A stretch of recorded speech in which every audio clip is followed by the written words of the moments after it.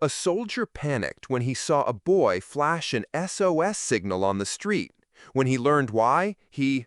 Wait a second, tell us where you're watching from in the comments, and don't forget to subscribe for more powerful stories like this. A former U.S. Army soldier was stuck in traffic on a quiet suburban street when something caught his trained eye.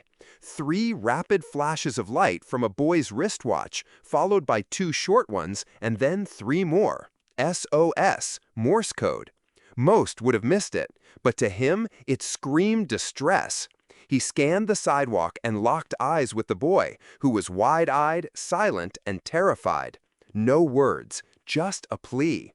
But when he followed the boy's gaze toward the house across the street, what he discovered made his blood run cold.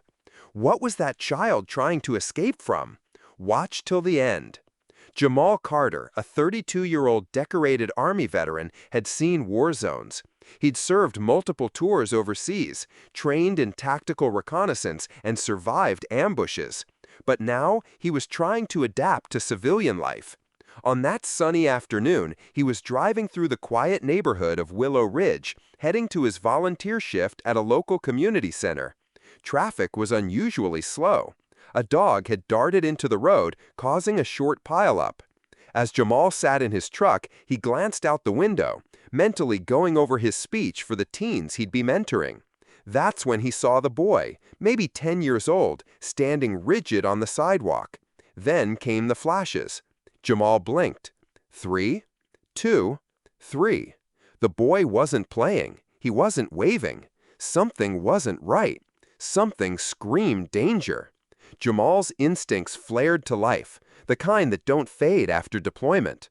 And the boy's eyes silently begged him, help. Jamal threw his truck into park and stepped out slowly, pretending to stretch while keeping his eyes on the boy. No one else seemed to notice. Kids rode bikes. A woman jogged past with earbuds in. But Jamal watched as the boy shifted slightly, just enough for Jamal to follow his terrified gaze across the street. A large, beautiful house with an open window on the second floor. Curtains fluttered slightly, and just for a second, Jamal saw a flash of movement. Something wasn't right. Then came the sound, subtle, muffled, but Jamal had trained to hear what others missed. A thud, a cry, then silence. He crossed the street casually, heart racing, but face calm. He knocked on the door. A white man in his 40s answered, stiffly smiling. "Can I help you?" Jamal nodded. "Yeah, I think I dropped something near your porch. Mind if I check?" The man hesitated. Something behind his eyes flickered. But before he could answer, a woman's scream cracked through the window. Jamal stepped forward. "I'm coming in." The man blocked him. Jamal reached for his phone, military speed, and said, "You've got 10 seconds before I call in an active hostage situation." The man's face turned white. Then the boy bolted from the back door, yelling, "He locked us in!" Jamal didn't wait. He pushed past the man, kicking the door open as years of training kicked in. Inside, the scene was chaotic. The boy's mother, bruised and trembling, was holding a baby in her arms, hiding behind a table.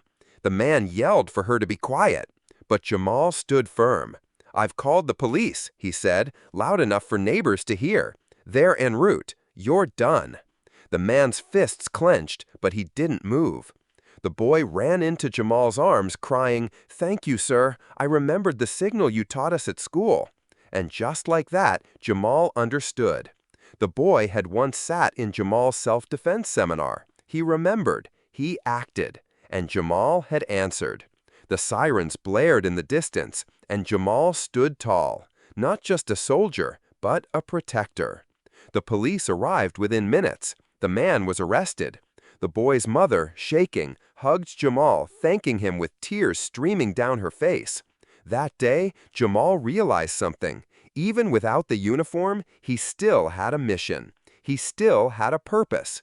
That boy had remembered one lesson, and it saved their lives. The community later learned that the man had a history of racist violence, hidden behind a polished exterior. But thanks to one child's courage and one man's vigilance, the truth came out. This story isn't just about one family.